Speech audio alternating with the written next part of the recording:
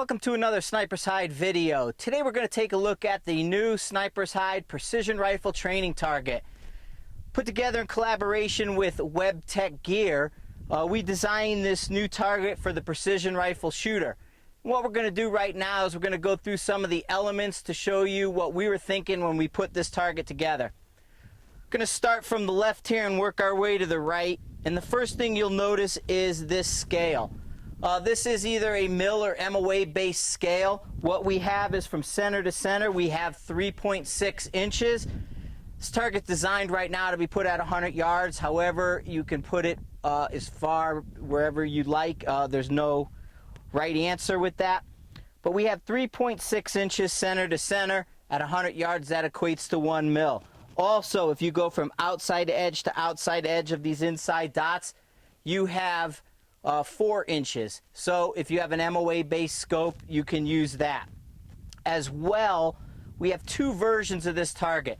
We have a MILRAD version and we have an MOA version. This grid right here is calibrated in 1 centimeter squares. This would be your MILRAD version. We also have one in 1/4 inch squares, which would be your MOA version. One of the first things, if you're going to calibrate your scope, you want to do with this target is make sure you put it at exactly 100 yards from your rifle. Then you're going to want to take a level and level this scale. So we'll use our level here and we'll look at it and make sure it's level, which we've already done. How you would utilize this? Well, first thing we can do is we want to check to make sure that the scope is adjusting properly. So what we'll do is we'll put our reticle at the very top here. Then we'll run our elevation up on our turrets. That's going to move the reticle down until we get to the very bottom. That's 26 inches of movement. Now generally for a scope test, I say that 20 inches is the bare minimum. We have a 24 by 36 inch sheet here. So this is about as much as we can afford. However, that should be enough to tell you if you have an error starting. The problem should compound enough over 26 inches where you'll begin to see a deviation. Another way we can check it is holding our reticle center. We can dial up every 3.6 inches and we can send a round down range. We want to make sure as we move up that the rounds trend level with the fall of gravity and that they're impacting the dots as we go up. Remember, we're always going to hold the bottom dot as our aiming point. Two different dot sizes here. We have a 1/2 inch and we have a 1 inch. So should you need to use those and you're not calibrating your scope, you have a smaller target as well as larger targets. You can do variations of the Sniper's Hide dot drill, or you can just use it to check load development and different things. So if you're testing a load and you're doing a ladder test, you can put a load at each one and see how it works. And then that way there, you'll be able to mark them off and record that data when you get back home. Now you'll see some larger 3-inch circles here. We have several of them. Groupings from 100 yards and beyond. As well, there's a half MOA aiming point. You can use these in a variety of ways. You can use them as to mix up where the shooter's going to engage. If there's an instructor on the line, he can call hips, elbow, or the hostage target. As well, we have another one in the center, so if you're checking your elevation for some reason at 300 yards, you can make sure you're lined up there. 1 MOA target that way. So we have these dots. Also, there's 3 on this side, 3 on that side. If we have more than one shooter on the line who's using this one target, sometimes space is limited and we want to maximize this target. You can have one shooter using these 3, the other shooter using these 3. Then someone can use these dots here and the other person can use these dots here. So we have that going for it. Next thing, the hostage heads. There's 2 of them. And why we have 2 hostage heads? Well, my thinking behind it is the wind. If I have the wind coming this way, pushing towards the center, towards our hostage, I'm going to engage this target. If I miss here and it blows out to the side, yeah, I've learned something. However, we put a little bit more value on it if the chance of it going into the target is there. If you're in a competition and you want to use this, you can always minus points if it goes in that way. So put them up on your range, figure out which ways the wind's going. Say, hey, everybody's going to shoot the left-hand hostage target.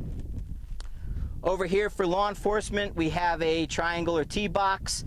They can use this. We have half-inch dots with a 1-inch dot in the center. You could do your cold bore shots. You could do a variety of scenarios based on the center head shots with the T-box. So that becomes pretty versatile for people. Zero your rifle, then check your zeros on the dots. It's only limited by your imagination. In the center here, we have a pretty broad target with A, B, and C zones. I'm thinking you should use this for positional work. If you're shooting, you're sitting, kneeling, or standing, doesn't matter the distance. You want to put them inside this scoring area.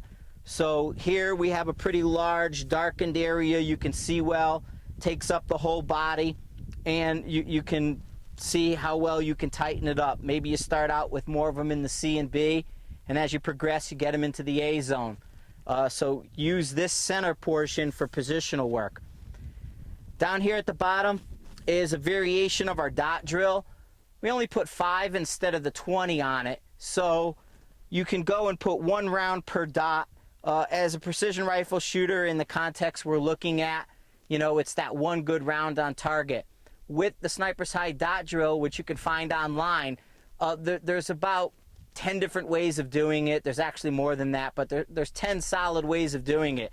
You can put 1 round per dot one way, rotate into another version of it, put 1 round per dot, and when you're all done, you can have a 5-shot group on those dots through various positions and various circumstances.